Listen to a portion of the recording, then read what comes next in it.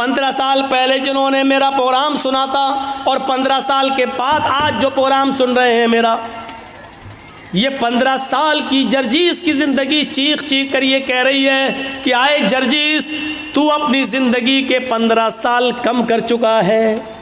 अल्लाह ने तेरी ज़िंदगी में जितने दिन लिखे थे, अब उन दिनों में तू 15 साल कम कर चुका है। जिन लोगों ने 15 साल के बाद आज मेरी तकरीर सुन रहे हैं, उनकी ज़िंदगी चीख चीख कर कह रही है कि वो भी अपनी ज़िंदगी के 15 साल कम कर चुके हैं। तुम्हारी और मेरी ज़िंदगी चीख चीख कर कह रही है कि जर्जीस और आए लाल बथारी वालों, तुम 15 साल अपनी कब्र के करीब हो चुके हो। तुम अपने असली मंजिल कब्र के करीब जा चुके हो। अब तुम्हारे और कब्र के दरमियान ज्यादा फासला नहीं, उस दूरी में 15 साल की कमी हो चुकी है। नहीं, इससे भी बढ़कर एक और बात, 2 ही ठिकाने हैं हमारे और आपके, या तो हम और आप जन्नत में जाएंगे या जहन्नम में, बस। तीसरा कोई ठिकाना नहीं। किसी से भी पूछ लो, तीसरा कोई ठिकाना है? नहीं, एक ही 2 ही ठिकाने, जन्नत या जहन्नम। हम और आप या तो जन्नती या जहन्नमी। अल्लाह के यहाँ हिसाब व किताब पूरे उतरे, जन्नती, नाकाम हो गए तो जहन्नमी। मैं अब एक बात और कह रहा हूँ, 15 साल की ये जिंदगी चीख चीख कर कह रही है, लाल बतानी वालों, तुम्हारी भी और जर्जीस मेरी भी, कि तुम जन्नत या जहन्नम के और इतने करीब हो चुके हो कि 15 साल का अरसा कम हो चुका है। तुम या तो अपनी जन्नत के करीब हो या अपनी जहन्नम के। जन्नत के आसार तो दिखाई नहीं दे रहे हैं, जहन्नम के आसार तो बिल्कुल जाहिर नज़र आ रहे हैं। जन्नत के आसार कैसे नज़र आ जाए? हज़रत उमर फ़ारूक, जिनको अल्लाह के नबी ने इसी दुनिया में जन्नत की बशारत दी थी, उमर तुम जन्नती, लेकिन वो भी कहते हैं कि आसमान से अगर कोई फरिश्ता पुकार कर ये कहे कि इस दुनिया के सारे लोग जन्नत में जाएंगे, कोई फरिश्ता पुकार के कहे कि सब जन्नती, पूरी दुनिया जन्नती, सिर्फ एक इंसान जहन्नम में जाएगा, एक आदमी जहन्नम में जाएगा। हज़रत उमर कहते हैं अगर फरिश्ता ये कहते कि सब जन्नती एक जहन्नमी, तो मैं ये समझूंगा कि जहन्नम में जाने वाला वो एक जहन्नमी कहीं मैं तो नहीं। ये उमर फारूक का हाल है। फिर हम और आप कैसे सो जाते हैं अपने बिस्तर पर ये सोच कर कि हम तो जन्नत में जाएंगे, हम जन्नती हैं। हमने कैसे ये तसव्वुर कर लिया कि हम मरेंगे तो हम जन्नत के अंदर जाएंगे? ये तसव्वुर हमारे दिलो दिमाग में आ कैसे गया? और जब ये यकीन नहीं है कि हम जन्नत में जाएंगे या जहन्नम में, फिर हमें हंसी कैसे आ जाती है, हमारे चेहरे पे मुस्कुराहट कैसे आ जाती है, हम एक दूसरे से हंस और मजाक, हंसी का खेल कैसे खेल लेते हैं और मजाक कैसे कर लेते हैं। अल्लाह के नबी जब जहन्नम का दौरा करके आए, मेराज से वापस आए, जन्नत और जहन्नम देखकर आए, इस दुनिया में आए, तो फरमाते हैं लौ तअलमूना मा अअलम लज़हिदतुम कलीलन व लबक़ैतुम कसीरा। लोगों, मैंने जहन्नम के जो अज़ाब का मंजर देखा है, अगर मैं तुम्हें बता दूं, अगर तुम जान जाओ जहन्नम में क्या क्या अज़ाब है, जो मैं देख कर आया हूँ, जो मैं जानता हूँ जहन्नम के बारे में, अगर वो तुम्हें मालूम हो जाए, लज़हिकतुम कलीलन व लबक़ैतुम कसीरा, तो जिंदगी भर तुम रोते रोते गुजार दोगे, हंसना छोड़ दोगे, हंसना भूल जाओगे, और रोते रोते तुम्हारी जिंदगी गुजर जाएगी, हंसोगे कम और रोगे ज्यादा। ये सूरत हाल है हमारी। हमें नींद कैसे आ रही है, कैसे हम आराम से अपने बिस्तर पे सो जाते हैं, और कैसे हमारी हिम्मत हो जाती है एक दूसरे के ऊपर जुल्म करने की। इमाम कायनात फरमाते हैं अल्लाह के नबी ने कि तुम अपनी जिंदगी में एक जमाना ऐसा भी देखोगे कयामत से पहले, और ईमानदारी से बताना ये है कि नहीं, युस्बिहुर रजुलु मुमिनन वयुमसी काफिरन वयुमसी मुमिनन वयुस्बिहु काफिरन यबीउ दीनहु बिइरज़िम मिनद दुनिया। अब सुनिए, तुम एक आदमी को देखोगे, आज ऐसा हो रहा है, अरे ये लोग जो जा रहे हैं, ये बड़े मियाँ को जाने तो जल्दी निकल ले, ये सब शुगर के मरीज़ हैं, बैठ जाएंगे पहले, फिर डिस्टर्ब करेंगे उठने को, और अभी जिसको उठना उठ जाओ यार, बीच में उठते तो थोड़ा डिस्टर्ब होता है। मैं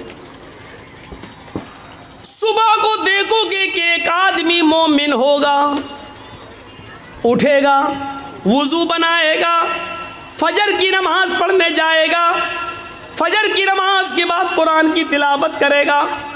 युस्बिहुर रजुलु मुमिनन, तुम देखोगे कि एक आदमी सुबह ईमान की हालत में करेगा। ईमानदारी के साथ बताइएगा ये ज़माना है कि नहीं। आदमी सुबह सवेरे हालत ईमान में उठेगा, सुबह फजर में वुजू बनाएगा, नमाज पढ़ेगा, कुरान की तिलावत करेगा। युमसी काफिरन, लेकिन सूरज डूबने से पहले पहले, शाम होने से पहले पहले वो काफिर हो जाएगा। वयुमसी मोमिनन युस्बिहु काफिरन, शाम को मगरिब की नमाज पढ़ेगा, कुरान पढ़ेगा, ईशा की नमाज पढ़ेगा, ईमान की हालत में रात गुजारेगा, पूरी पूरी रात ईमान की हालत में गुजारेगा, दुआ पढ़ के सोएगा, लेकिन सुबह उठेगा तो वो काफिर होगा। क्यों? यबीउ दीनहु बिइरज़िम मिनद दुनिया, वो दुनिया के चंद सिक्के हासिल करने के लिए, दुनिया के चंद रुपयों के लिए, दुनिया के चंद टुकड़ों के लिए अपने दीन को बेच देगा।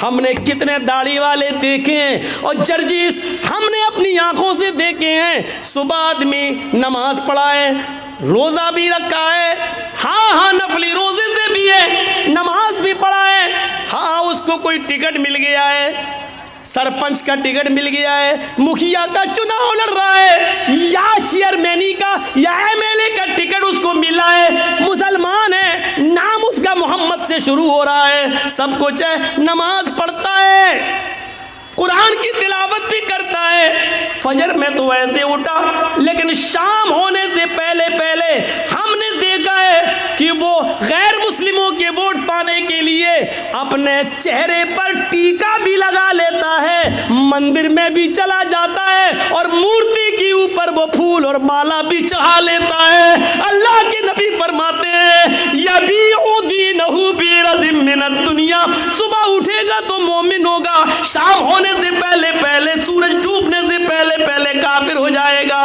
वो अपने दीन को दुनिया के चंद टुकड़ों में बेच देगा।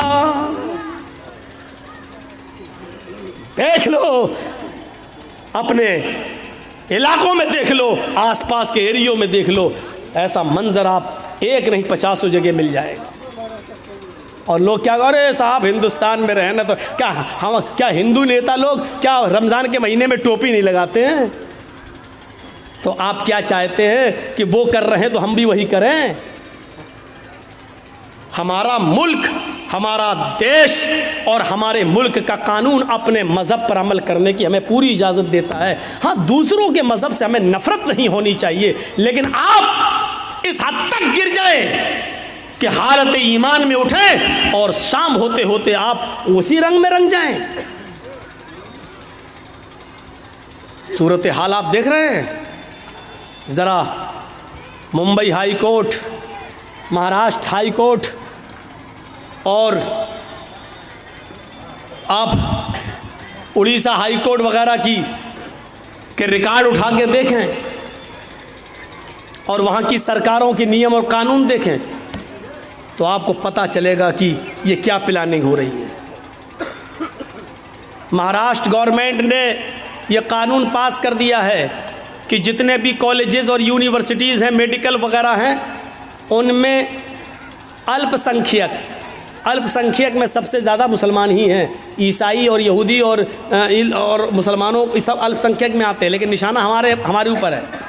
अल्पसंख्यक लड़कियों को 50% एडमिशन दिया जाए। मैं पूछना चाहता हूँ कि आपको हम मुसलमानों की लड़कियों की इतनी फिक्र क्यों हो रही है? 50% का कोटा छोड़ दो, 10% का कोटा ही हमारे मुसलमान लड़कों के लिए क्यों नहीं रख देते हो? मुसलमान लड़कों के लिए कोई कोटा नहीं। यूनिवर्सिटीज़ में, कॉलेजेस में, नौकरियों में लड़कियां अल्पसंख्यक यानी मुस्लिम लड़कियां 50%।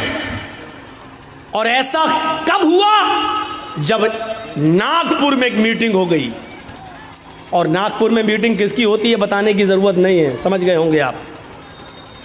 जब मीटिंग हो गई और उस मीटिंग में ये तय कर दिया गया कि अब मुसलमान लड़कियों को स्कूलों में ज़्यादा से ज़्यादा एडमिट करो और गैर मुस्लिम लड़कों को ज़्यादा से ज़्यादा छूट दे दो, और वो लड़के इन लड़कियों के साथ दोस्ती करें और दोस्ती प्यार और मोहब्बत में बदल जाए, और प्यार और मोहब्बत में बदलने के बाद ये दोनों लड़का लड़की कोर्ट मैरिज करें और 2 बच्चे 3 बच्चे पैदा करने के बाद इन लड़कियों को छोड़ दिया जाए आवारा, और लड़के जो पैदा हों बच्चे उनको अपने पास रख लिया जाए, और लड़कियों को जो आई हैं उनको धक्के दे के भगा दिया जाए। ये प्लानिंग जब हो चुकी उसके बाद यूनिवर्सिटी में 50% कोटा दे दिया जा रहा है।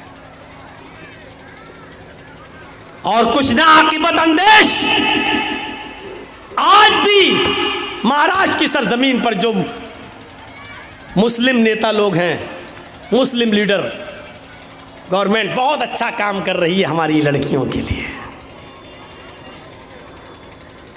ये उन्हीं के दलाल होते हैं। आपने लड़कों के लिए कोशिश क्यों नहीं की? सोचो आप। और बंगाल की एक लड़की, एक औरत, हम नहीं नाम लेंगे, एक हाजी की बेटी,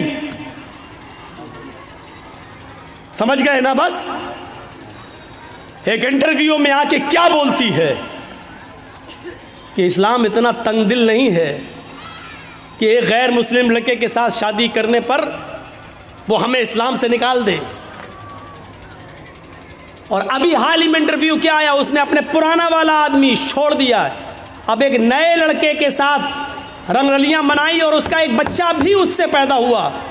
उससे पूछा शादी कब करेंगी? उसने कहा शादी की क्या ज़रूरत है, हम लोग प्यार और मोहब्बत के साथ रह रहे हैं, बस हम लोगों की ज़िंदगी सही गुजर रही है, बस गुजर रही है।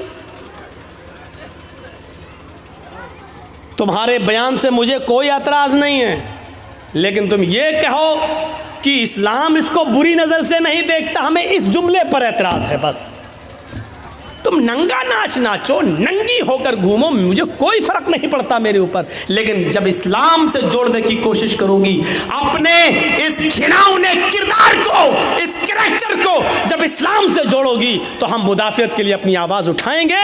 इसके लिए चाहे मीडिया हमें नंगा करे, चाहे जो भी करे, हम सबकी सुनेंगे, लेकिन हम इस्लाम की आवाज़ को बुलंद करेंगे और बताएंगे कि गलत क्या है।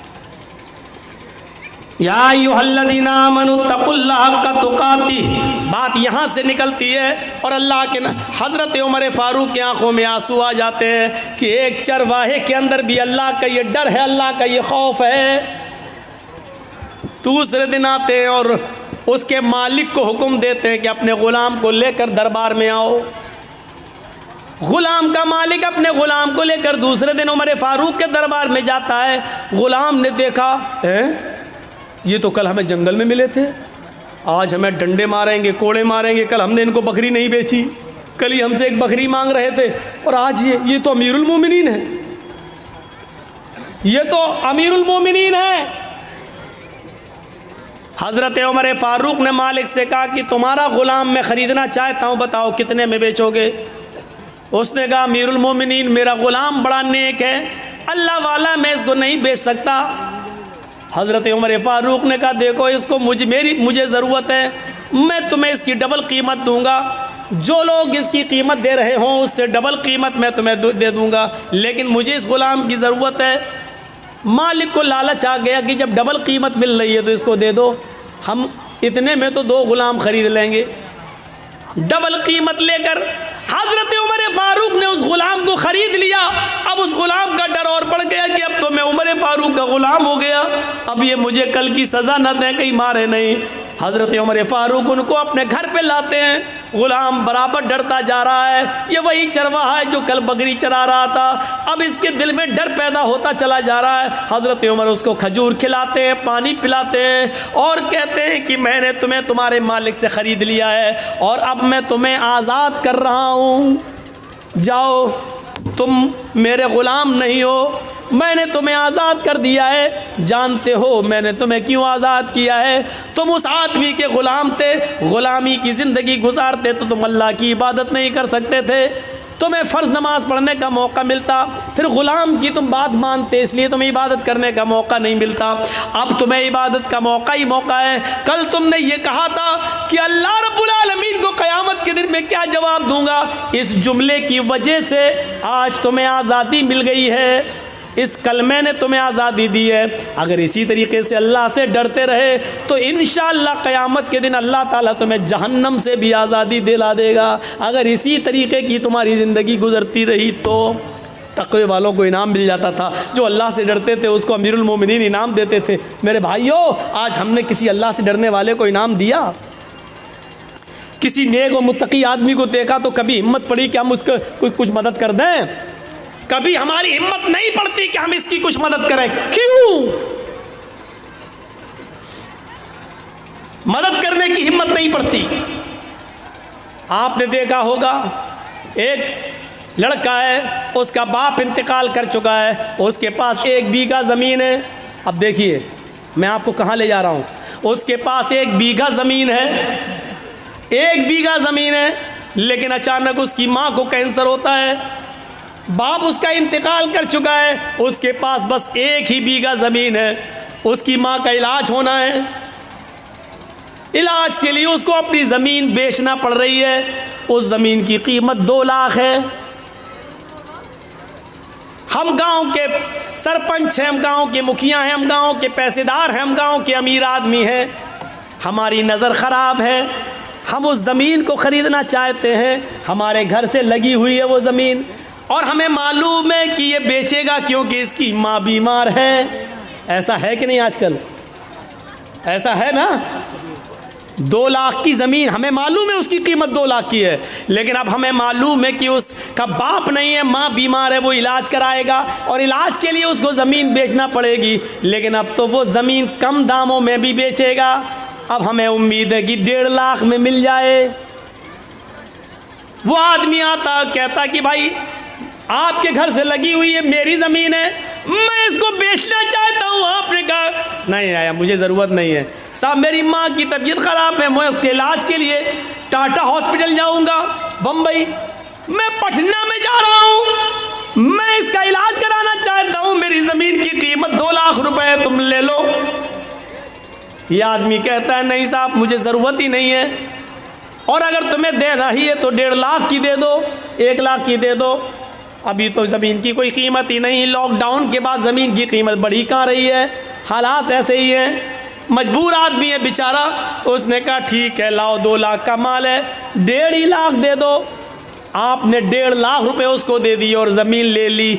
अल्लाह की कसम, 2 लाख की ज़मीन उसकी मर्जी के बावजूद जो 1.5 लाख की ली है, इस 1.5 लाख के लेने के बावजूद उसने चाहे जैसे दी हो, उसकी रजामंदी के बावजूद आपने जो 1.5 लाख में ख़रीदी है, आप इसके बावजूद भी डकैत कहलाएंगे, आप बेईमान कहलाएंगे, आप यतीम का हक मारने वाला कहलाएंगे, आप मजबूर की मजबूरी का फ़ायदा उठाने वाले कहलाएंगे। अल्लाह के यहाँ समाज में तो ये होगा नहीं साहब, वो 1.5 लाख में तैयार था, उसने दे दी, इसने ले ली, वो तो तैयार था।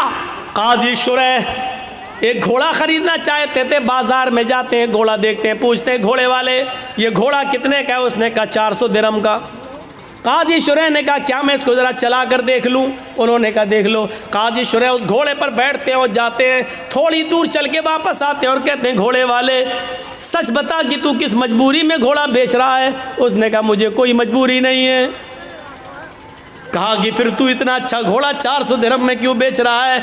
तेरा घोड़ा चलाकर मैंने देखा, तेरा घोड़ा 400 नहीं बल्कि 500 दिरहम के लायक है। उसने कहा काजी साहब आप काजी हैं, हज़रत अली ने आपको जज बनाया है, मेरे कीमत 400 मांगी है, अगर आपको 500 दिरहम का लगता है तो 500 दे दीजिए, वरना मेरी तरफ से खुशी से 400 हैं, अगर आप 500 देना चाहें तो मुझे क्या एतराज़ होगा? काजी शुरैह कहते रुकिए, एक मरतबा और चला कर देखता हूँ। उस घोड़े को उन्होंने दोबारा चलाया और आकर कहते हैं आए अल्लाह के बंदे, सच सच बता तुझे क्या मजबूरी है? उसने कहा मुझे कोई मजबूरी नहीं है। उसने कहा मुझे कोई मजबूरी नहीं है। कहा फिर तू इतना अच्छा घोड़ा 500 दिरहम में क्यों दे रहा है? उसने कहा 500 में नहीं 400 में दे रहा हूँ, आप 500 देना चाहें तो ठीक है। कहा नहीं, ये 500 से भी ऊपर बल्कि 600 दिरहम का घोड़ा है तेरा। उसने कहा काजी साहब मुझे शर्मिंदा मत कीजिए, मेरी तरफ से 400 है, आप मज़ीद अगर और देना चाहें तो मेरे कुछ काम आ जाएगा, वरना मेरी तरफ से कीमत 400 है। काजी शुरैह कहते हैं रुक जाओ, एक मरतबा और देखता हूँ। एक मरतबा और चक्कर लगाते हैं और आकर कहते हैं मेरा दिल अंदर से कहता है कि तू किसी मजबूरी में घोड़ा बेच रहा है, तेरा घोड़ा 700 दिरहम के लायक है, तू इसको 400 में क्यों दे रहा है?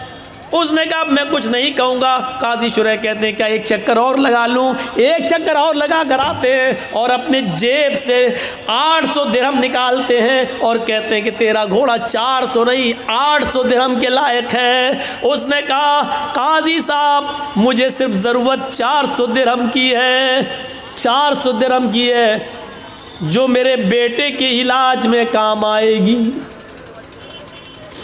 काजी शुरैह समझ गए कि ये मजबूरी में बेचारा बेच रहा था और काजी शुरैह ने उस घोड़े की सही कीमत लगाई और 800 दिरहम दिए। मेरे भाइयों, कभी आपको ऐसा भी हुआ है कि एक आदमी जिसकी माँ बीमार है 2 लाख की ज़मीन वो बेच रहा है, कभी आपने सोचा कि चलो 2 की जगह 2.25 दे दो, चलो 2.5 दे दो, बेचारा अपनी माँ के इलाज में भी काम कर लेगा, हमारी ज़मीन तो 5-6 साल में और कीमत बढ़ ही जाएगी, लेकिन इसका तो कम से कम माँ का इलाज हो जाएगा। कभी 2 लाख की ज़मीन को 2,25,000 में लेने की कोशिश की आपने? कभी 2.5 लाख देने की कोशिश की आपने? नहीं, 2 लाख की ज़मीन को 1.5 लाख में लेने वाले तो हज़ारों मिल जाएंगे। ये खून चूसने वाले जालिम लोग हैं और जालिमों की दास्तानें भरी पड़ी है, जालिमों की कहानियां भरी पड़ी है। मेरे भाइयों, अल्लाह के यहाँ मजबूर की मजबूरी का फ़ायदा उठाने का भी आपको हिसाब देना पड़ेगा, आप बच नहीं सकते अल्लाह के यहाँ इस अजाब से। हमने कभी तसव्वुर किया है, कभी सोचा है किसी मजबूरी का फ़ायदा उठाते हैं? आज हम ये वाकयात हमें चीख चीख कर क्या बतला रहे हैं? कभी इन वाकयात की तरफ हमने नजर डाली है? और आओ तारीख का एक ऐसा वाकया मैं आपके सामने रखना चाहता हूं हजरत उमर फारूक की जिंदगी से कि आप ताज्जुब करेंगे। हजरत उमर फारूक का बच्चा बाहर सड़क पर खेल रहा है दूसरे बच्चों के साथ। कितना छोटा बच्चा था, 4-5 साल, और सामने ऑफिस है बैतुल माल, और बैतुल माल के ट्रेसी कौन है, खजांची कौन है? हजरत अबू मूसा अशरी रज़ी अल्लाह ताला अन्हु। हजरत अबू मूसा अशरी, हजरत अबू मूसा अशरी बाहर निकलते हैं बैतुल माल के ऑफिस से, देखते हैं कि कुछ बच्चे बाहर खेल रहे हैं और वो दुकान से कोई चीज़ खरीद कर खा रहे हैं, लेकिन उमर फारूक का बच्चा कुछ नहीं खा रहा है। बाहर जब निकलते हैं तो 1 दिरहम पड़ा है सड़क पर, 1 दिरहम पड़ा हुआ है। 1 दिरहम 1 रुपया, मान लो आज के हिसाब से 1 रुपया, 1 दिरहम ज़मीन पर पड़ा, उसको उठा लिया। ये दिरहम किसका होगा पता नहीं, वो दिरहम हज़रत उमर फारूक के बेटे को दे दिया, लो बेटा ये लो, ये बच्चे कोई चीज़ खा रहे हैं तुम भी खा लो। बच्चे ने 1 दिरहम खाया नहीं है, वो 1 दिरहम मुट्ठी में बांध लेता है, मुट्ठी को कस के पकड़ लेता है और वो दिरहम लेके आगे बढ़ जाता है और सीधे अपने घर पे आ जाता है। वो दिरहम लेकर सीधे अपने घर पे आ जाता है। हज़रत उमर फारूक की नज़र जब उस बच्चे के ऊपर पड़ती है, बाप की नज़र पहली नज़र में पहचान गया, एक हाथ खुला एक हाथ बंधा, बेटे ये मुट्ठी क्यों बंद है, खोलो। जैसी बच्चे ने मुट्ठी खोली तो उसमें से 1 दिरहम ज़मीन के ऊपर गिर गया। हज़रत उमर फारूक ने वो 1 दिरहम उठाया और उठाने के बाद कहा, मेरे बेटे सच बताओ ये 1 दिरहम तुम्हारे पास कहाँ से आया? बीवी से पूछा कि तुमने दिया? कहा नहीं मैंने नहीं दिया। कहा मैंने भी नहीं दिया। बेटा कहाँ से आया? कहा बैतुल माल के बाहर मैं खेल रहा था, अबू मूसा अशरी को ज़मीन पर पड़ा हुआ मिला चाचा को, और अबू मूसा अशरी चाचा ने ये 1 दिरहम को उठाकर ज़मीन से मुझे दे दिया कि और बच्चे चीज़ें खा रहे हैं, तुम भी बेटा कुछ खा लो। मैंने खाया नहीं है। अरे अब्बू घर में 1-2 दिन से चूल्हा नहीं जला, तो मैंने सोचा कि 1 दिरहम मेरे घर में काम आ जाएगा। हज़रत उमर फारूक कहते हैं बेटे तुमने बहुत अच्छा किया, ये दिरहम लेकर तुम घर आ गए। फिर वो 1 दिरहम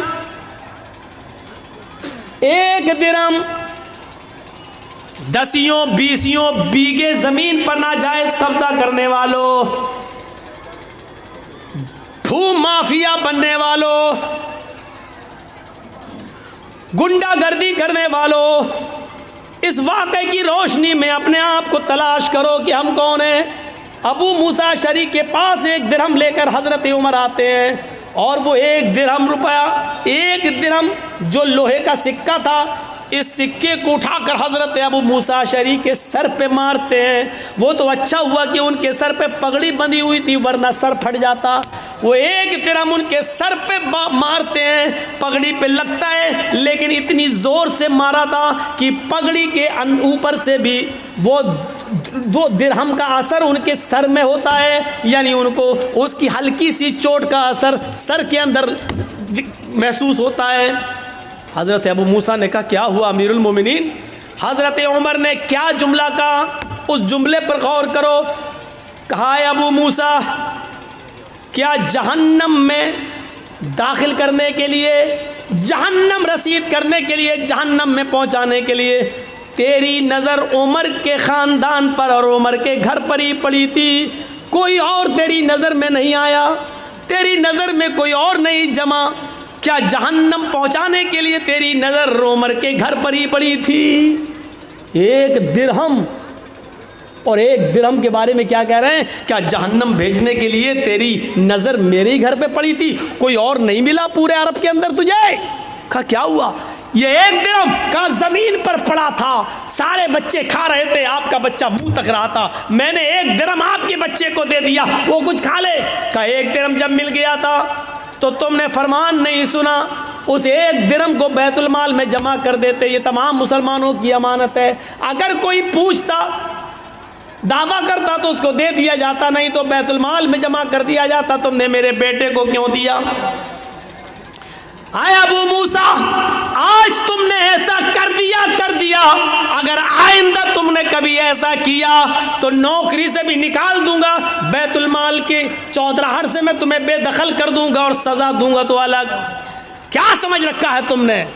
क्या हम इस वाक़े की रोशनी में कैसे लगते हैं? हमने तो कितने नाजायज़ लोगों को दबाया होगा और कितनों की बेईमानी की होगी, ज़मीन जायदाद ये वो सब। एक वाक़े की तरफ और आइए और उससे आप अंदाज़ा लगा सकते हैं। उमर इब्न अब्दुल अज़ीज़ का दौर है, उमर इब्न अब्दुल अज़ीज़ का दौर है और सुबह ईद होने वाली है। चांद हो चुका है, चांद हो चुका है, सुबह ईद होने वाली है। उमर इब्न अब्दुल अज़ीज़ की बीवी कहती है देखो आपके पास भी कपड़े नहीं है पहनने को, मेरे पास भी नहीं है, हम और आप तो पुराने कपड़े पहन लेंगे, लेकिन बच्चा नए कपड़े की जिद कर रहा, बच्चे के लिए तो नया कपड़ा होना चाहिए। पड़ोस के बच्चे नए कपड़ा पहनेंगे और अमीरुल मोमिनीन का बेटा पुराने कपड़े।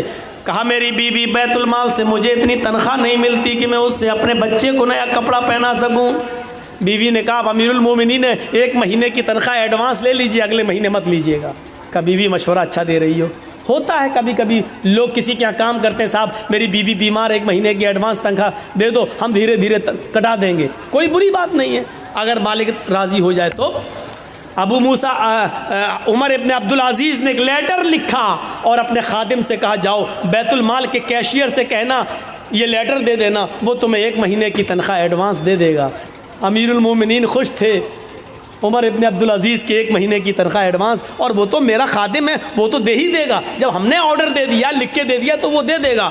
जैसे ये लेटर कैशियर के हाथ में आता है, उसने पढ़ा खजांची ने, उसमें लिखा है कि कल ईद है, मेरे बच्चे के पास नए कपड़े नहीं है पहनने के लिए, लिहाजा मुझे 1 महीने की तनख्वाह एडवांस दे दो, अगले महीने मत देना, उस महीने के अंदर काट लेना। उस खजांची ने उस लेटर को पढ़ने के बाद अंदर जाकर उसी लेटर के पीछे कुछ लिख दिया और लिखने के बाद उसको लिफाफे में बंद करके क्या जाओ इसको दे देना। उमर इब्न अब्दुल अजीज़ को। कहा उन्होंने 1 महीने की तनख्वाह एडवांस मंगाई। कहा मैंने इसका जवाब दे दिया है, इसका जवाब वो पढ़ लेंगे, उसके बाद आप आना।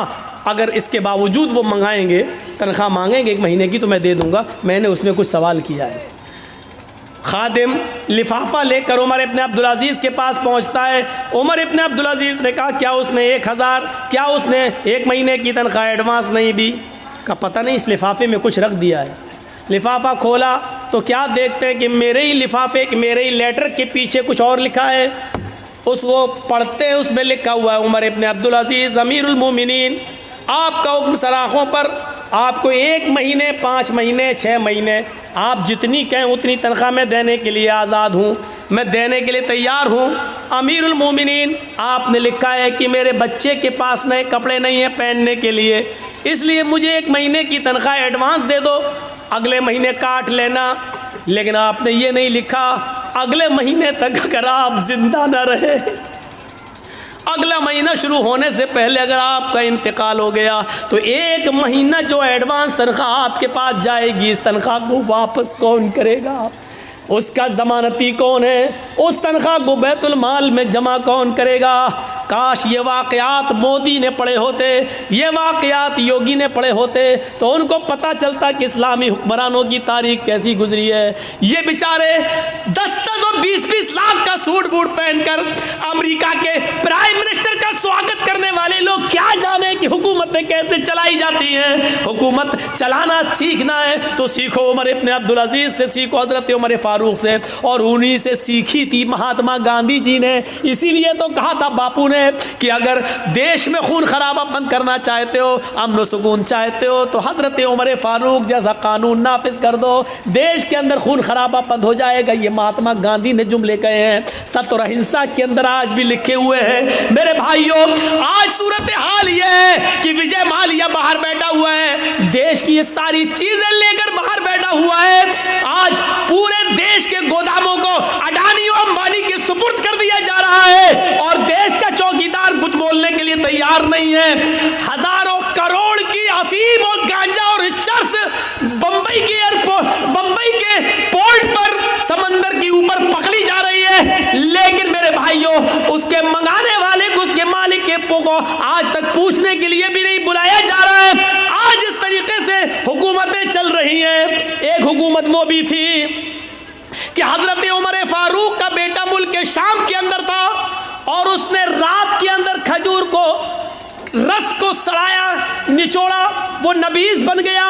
सुबह होते होते उसके अंदर नशा आ गया, उसको मालूम नहीं था, और उसने नबीज पी ली। उमर फारूक के बेटे ने नबीज पी ली, शराब की एक किस्म है, उसको मालूम नहीं था कि ये सड़ चुकी है और इसमें नशा आ गया है। जब वो पी लिया तो उसमें नशा आ गया। मुल्क के शाम के गवर्नर को पता चला तो हजरत उमर फारूक के बेटे को बुलाया और 40 कोड़े लगवा दिए मुल्क के शाम के अंदर।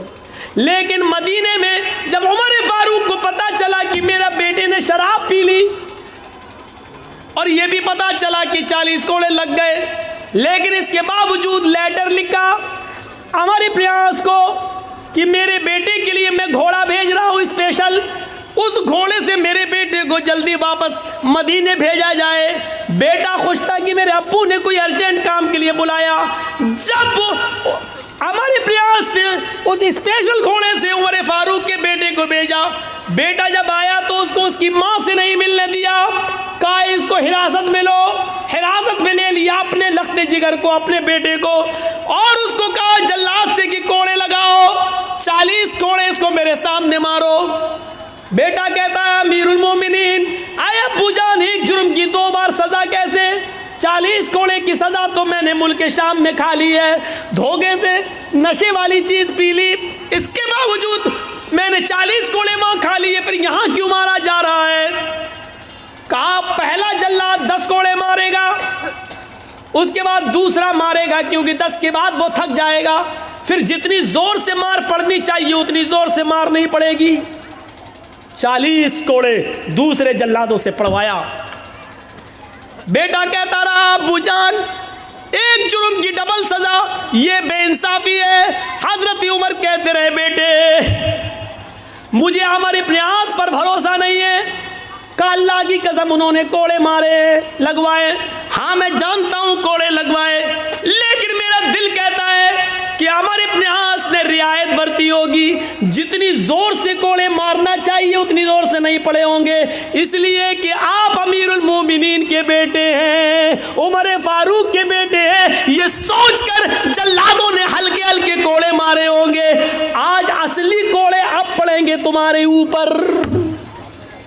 जब अपनों को सजा देने का रवाज था तो जराइम बंद थे, जब अपनों को बचाया जाता है तो जराइम का अंबार लगता है और जराइम पैदा होते हैं। सीखो, हुकूमत ऐसे चलती हैं।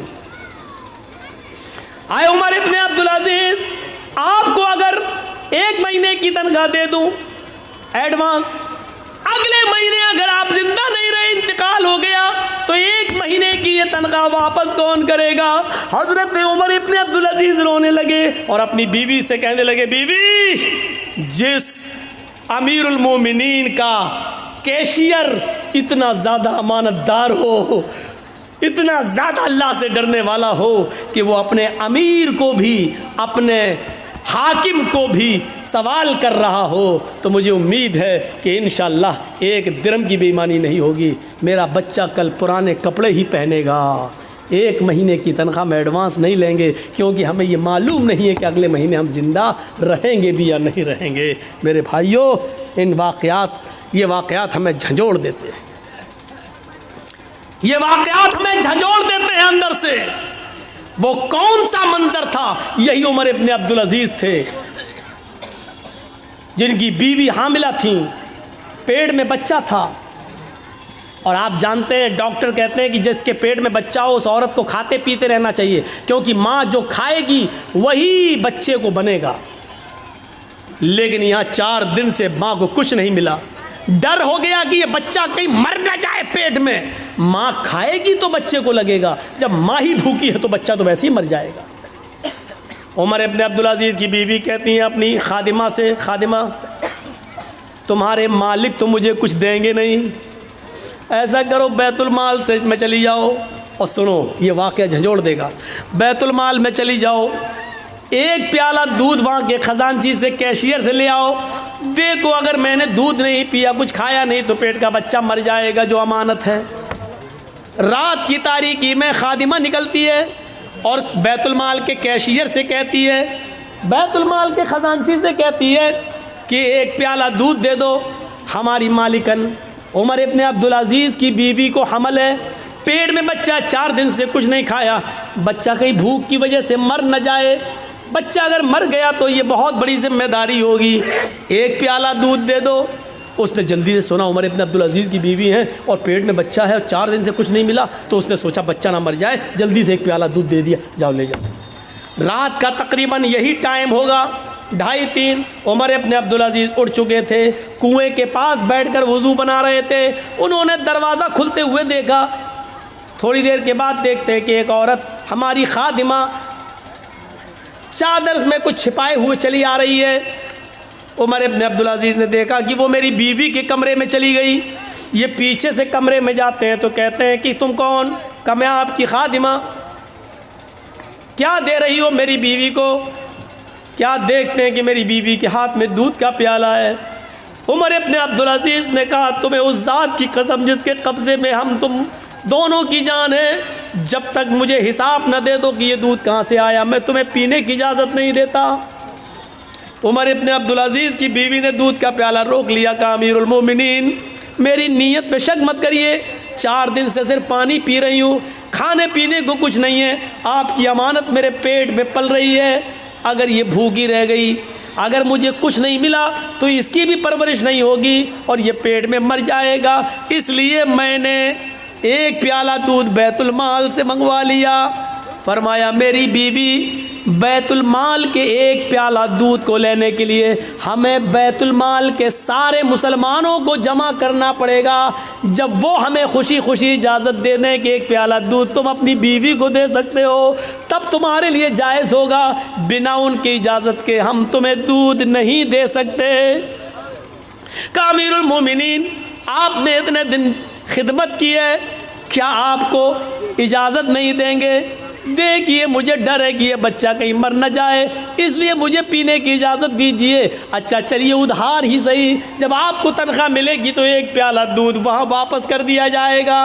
उमर इब्न अब्दुल अजीज़ कहते नहीं नहीं, ये बिना इजाज़त के दूध लिया गया है, इसलिए इसको भी लेने के लिए इजाज़त लेना पड़ेगी। ये दूध यहाँ लाओ। जब छीनने लगे तो बीवी देना नहीं चाह रही थी और कसम देकर कहती है, आपको अल्लाह का वास्ता एक प्याला दूध पीकर इस बच्चे की जान बचा लेने दीजिए मुझे। उमर इब्न अब्दुल अजीज़ ने दूध का प्याला छीन कर दोनों हाथ उसके छोड़ दिए और छीन ही लिया और अपने हाथ में लेने के बाद कहा, हरगिज़ नहीं। कहा, अमीरुल मोमिनीन फिर आप यकीन कर लीजिए कि ये बच्चा मर जाएगा, यकीन कर लीजिए कि ये बच्चा मर जाएगा। उमर इब्न अब्दुल अजीज़ ने कहा, अगर ये प्याला तुम्हें दे दूँ तो? कहा, फिर इस बच्चे के बचने की उम्मीद है। उमर इब्न अब्दुल अजीज़ कहते हैं आंखों में आंसू आ गए।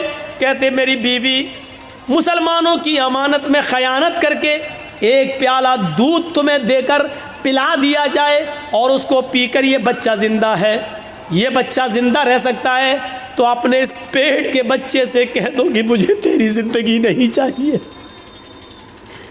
अपने इस पेट के बच्चे से कह दो कि मुझे तुम्हारी ज़िंदगी नहीं चाहिए। बीवी, पेट में बच्चा मरता है तो मर जाए, मुझे इस बच्चे की मौत गवारा है, लेकिन अमानत में ख़यानत गवारा नहीं है। एक प्याला दूध की बेईमानी हमें कबूल नहीं है। गए और बैतुल माल में वो दूध जमा करके बैतुल माल के कैशियर को नौकरी से हटा दिया कि तुमने मेरी इजाज़त के बगैर ये दूध कैसे दिया। इन वाक़यात की रोशनी में हम कैसे लग रहे हैं, और इन वाक़यात की रोशनी में हम तो छोड़ो मोदी और योगी कैसे लग रहे हैं। इन वाक़यात की रोशनी में मेरे भाइयों हम सब तसव्वुर करें, हम सब देखें, हम सब सीखें, हम सब जानें। और लाल बथानी वालों, हम बार बार तुम्हारा नाम लाल बथानी कह रहे हैं। नाम उन्हीं का लिया जाता है जिनसे मोहब्बत हो, नाम उनका लिया जाता है जिनके बारे में दिल में जगह हो। मैं इसलिए कह रहा हूं क्योंकि आपके बारे में कुछ तो गलतफहमियां मेरे दिल में डाली गई।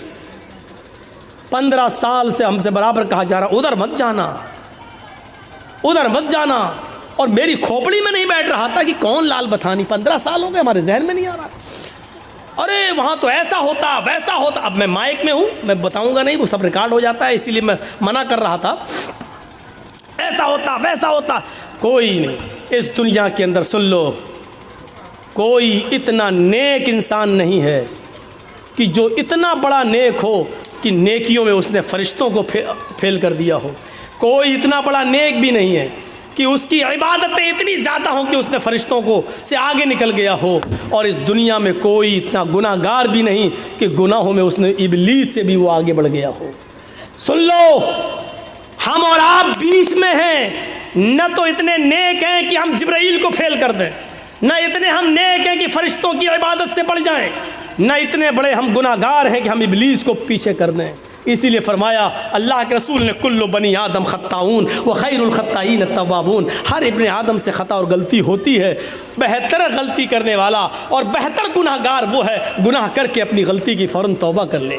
जानबूझकर गुनाह नहीं, धोखे से गुनाह हो जाए तो अपनी गलती की फ़ौरन तौबा कर ले और अपने रब को मना ले, अपने रब को राज़ी कर ले। लाल बथानी के लोगों, सुना है मैंने, अल्लाह करे कि ये चीज़ गलत हो, अल्लाह करे जिसने मुझे बताया हो ये चीज़ गलत साबित हो जाए। सुना है कि जहां भू माफियागिरी चलती है, जहां हम दूसरों की जमीनों पर कब्जा किए हैं, जमीन मेरी 4 बीघा है और हम 20 बीघा के मालिक बने बैठे, जहां ये बुराई हमारे अंदर है, वहां शराब नोशी भी बहुत ज्यादा बड़ी हुई हमारे समाज में, मुआशरे में।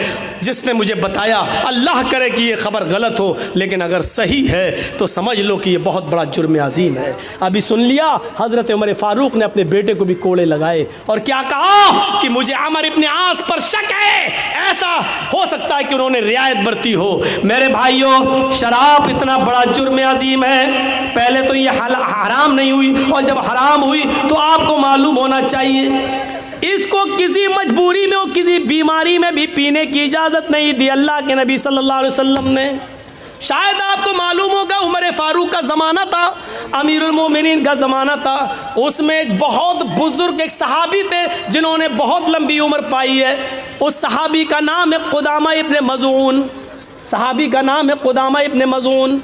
बहुत बुज़ुर्ग हो गए थे। इन्होंने अल्लाह के नबी का ज़माना भी पाया। फिर नबी अकरम के इंतकाल के बाद अबू बकर खलीफा बने, उनके भी ज़माना पाया। अबू बकर के बाद उमर फ़ारूक आए तो उमर फ़ारूक का भी ज़माना इन्होंने पाया। उमर फ़ारूक के दौरे खिलाफत में ये काफ़ी बूढ़े हो गए थे, बहुत कमज़ोर हो चुके थे। ये अपने बच्चों के सहारे उठते थे और चलते थे, मस्जिद में जाते थे। कभी कभी जब तबीयत ठीक होती थी तो लाठी का सहारा लेकर मस्जिद में अपने आप पहुंच जाते थे, लेकिन चलते थे लाठी लेकर ही। एक रात में इनको बहुत शदीद दर्द हुआ और उस दर्द ने इस बुजुर्ग सहाबी को की नींद हराम कर दी। करवट तक बदलने में बेचैनी हो रही थी, दर्द से कराह रहे थे। लेकिन सवाल यह कि रात में तबीब कौन मिलेगा, हकीम कौन मिले, नहीं था। तो घर में पुराने ज़माने की एक शराब की बोतल रखी हुई थी। किसी ने कहा कुदामा इब्न मज़ून से, घर में किसी फ़र्द ने कहा कि एक काम करिए अब्बू, ये थोड़ी सी शराब आधी बोतल पी लीजिए, इतनी पी लीजिए कि आपको नींद आ जाए। होता ही है, आदमी जब दर्द से कराता है तो डॉक्टर टेबलेट दे देता है, नींद की गोली दे देता है, वो आप खा लीजिए सो जाएंगे। याद रखना, नींद की गोली खाना और शराब पीना दोनों एक दर्जे में दाखिल है। लेकिन डॉक्टर जब नींद की गोली तजवीज़ कर दे तो जितने पावर की लिखेगा उतने पावर की दवा आप इस्तेमाल कर सकते हैं बतौर दवा के। शरीयत इस बात की इजाज़त देती है। डॉक्टर ने लिखा है हल्के पावर की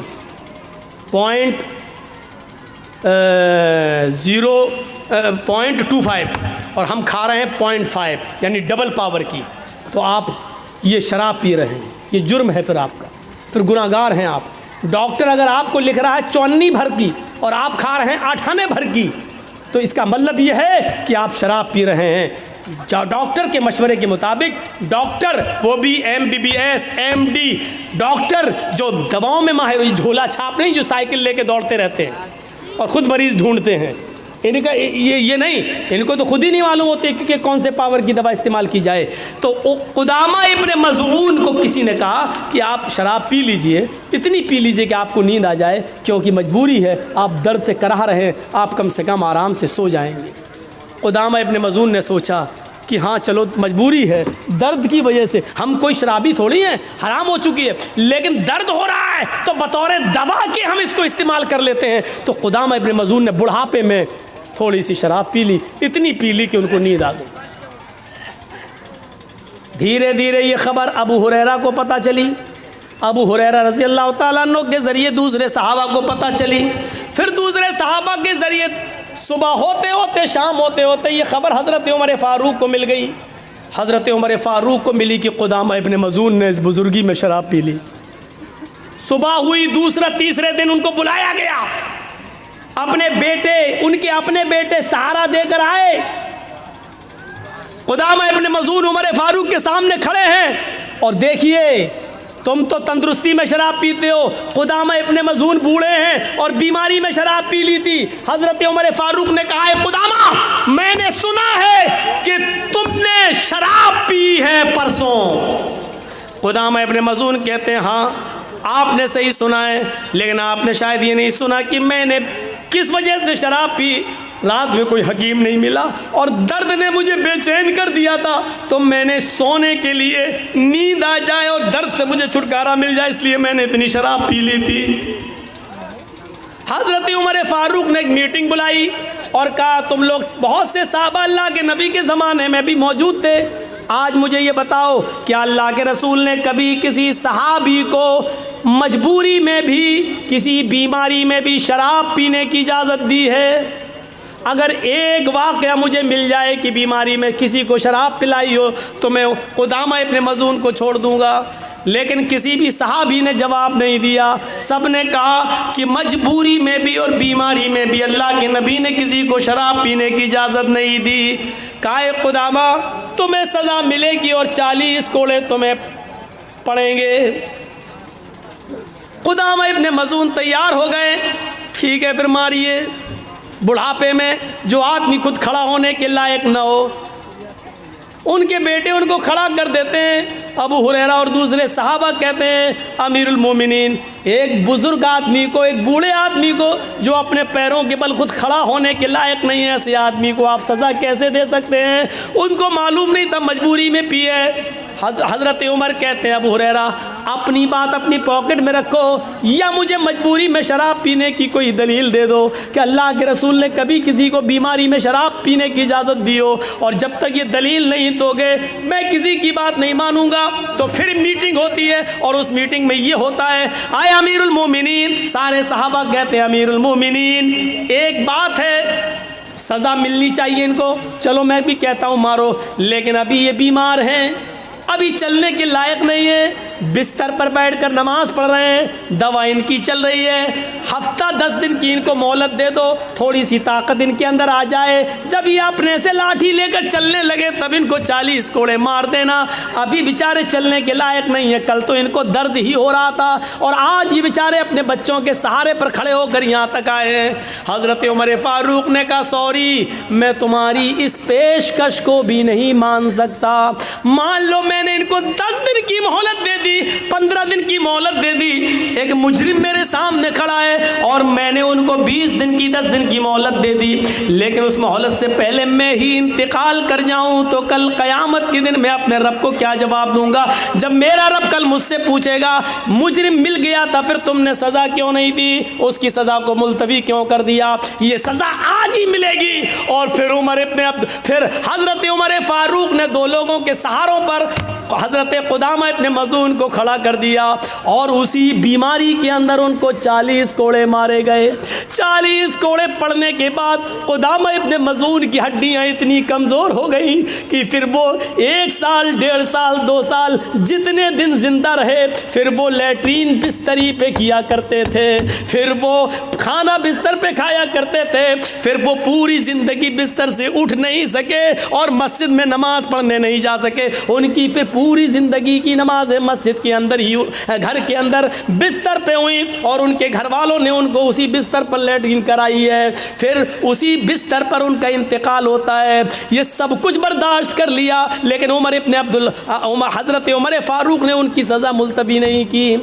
आप अंदाज़ा लगा सकते हैं, एक बूढ़े आदमी को भी सज़ा दी गई, 40 कोड़े मारे गए, जबकि उसने बीमारी में और मजबूरी में और दर्द की वजह से शराब पी, लेकिन कुदामा को भी सज़ा दी जाती है। मेरे भाइयों, फिर हम तो नौजवानी के आलम में शराब पी रहे हैं, हम कहाँ हैं, हमारी हैसियत क्या है?